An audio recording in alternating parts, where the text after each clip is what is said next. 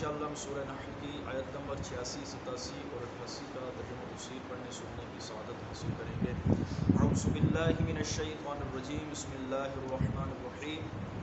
وَإِذَا رَأَى الَّذِينَ أَشْرَكُوا شُرَكَاءَهُمْ قَالُوا رَبَّنَا هَؤُلَاءِ شُرَكَاؤُنَا الَّذِينَ كُنَّا نَدْعُو مِن دُونِكَ فَأَلْقَوْا إِلَيْهِمُ الْقَوْلَ إِنَّكُمْ لَكَاذِبُونَ۔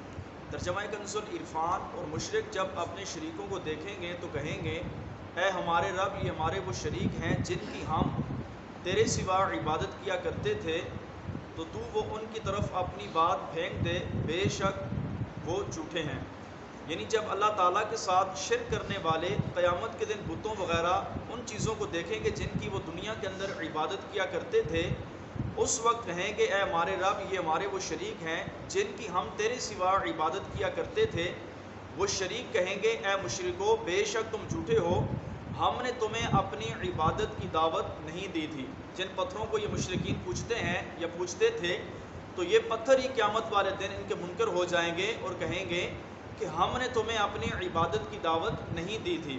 وَأَلْقَوْا إِلَى اللَّهِ يَوْمَئِذٍ السَّلَامَ وَضَلَّ عَنْهُمْ مَا كَانُوا يَفْتَرُونَ۔ اور وہ مشرک اس دن اللہ کی طرف سلوک کی پیشکش کریں گے اور ان کی خود ساختہ باتیں ان سے گم ہو جائیں گی۔ مشرکین دنیا میں اللہ تعالیٰ کے اطاعت اور فرما برداری سے منہ موڑتے رہے۔ جب قیامت کے دن وہ اللہ تعالیٰ کے فرما بردار ہونا چاہیں گے، لیکن یہ فرما برداری انہیں اب کوئی بھی نفع نہ دے گی۔ جب مشرکوں کے معبود انہیں جھوٹا اقرار دے کر ان سے اپنی براءت کا اظہار کریں گے، تو اس وقت مشرکین کی من گڑت یہ باتیں، معبود ان کے مددگار ہیں، ان کی شفاعت کریں گے، یہ سب کی سب ان کی باتیں بیکار اور باطل ہو جائیں گی۔ الذین کفروا وصدوا عن سبیل اللہ زدناہم عذابا فوق العذاب بما کانوا یفسدون۔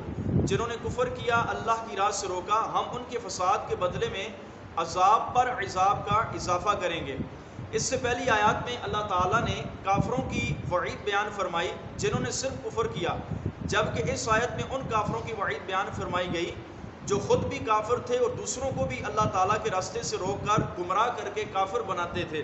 اس آیت کا خلاصہ یہ ہے کہ حبیب صلی اللہ علیہ وسلم، جن لوگوں نے آپ علیہ السلام کی نبوت کا انکار کیا، جو آپ اپنے رب کی طرف سے لائے اسے جھٹلایا اور لوگوں کو اللہ تعالیٰ اور اللہ کے رسول پر ایمان لانے سے روکا، تو ہم قیامت کے دن جہنم میں انہیں اس عذاب سے زیادہ عذاب دیں گے جس کے وہ صرف اپنے کفر کی وجہ سے حقدار ہوئے تھے۔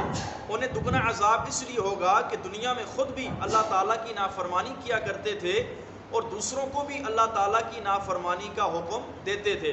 اس آیت کریمہ سے معلوم ہوا کہ گمراہ گر کا عذاب گمراہ سے زیادہ ہے۔